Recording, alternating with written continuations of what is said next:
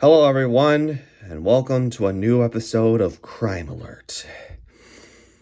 Today's undesirable we're going to go over today is Laron Williams, who was convicted of killing 3 people in multiple states, but was suspected of killing over 5. In 1977, Williams was arrested for strangling a sex worker in Tennessee. He was also suspected of other murders in Georgia, Oregon, Washington, and Illinois. Williams pleaded guilty to second-degree murder and received a 10-year sentence. In 1981, he escaped from prison and killed a police lieutenant and a priest. He was convicted of 2 counts of first-degree murder and sentenced to death. Williams was beaten to death by a gang of fellow death row inmates on July 7, 1985, age 36. 2 of the inmates, Cecil Johnson and Tony Bobo, were convicted of second-degree murder for killing Williams.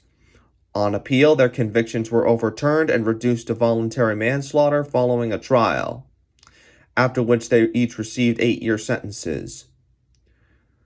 Johnson was executed by lethal injection at the Riverbend Maximum Security Institution in Tennessee on November 2, 2009, aged 53.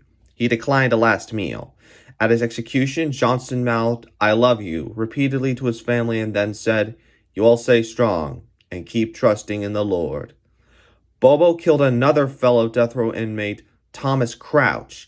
He was convicted of first-degree murder, albeit his original death sentence was reduced to life in prison in 1995 after he was ruled to be mentally disabled.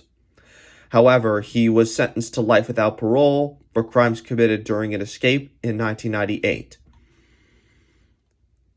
As of this video, Bobo is 60 years old and serving his sentence at the Riverbend Maximum Security Institution.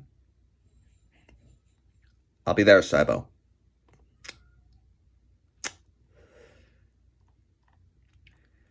His victims he was convicted of killing, we don't know the other victims, unfortunately, were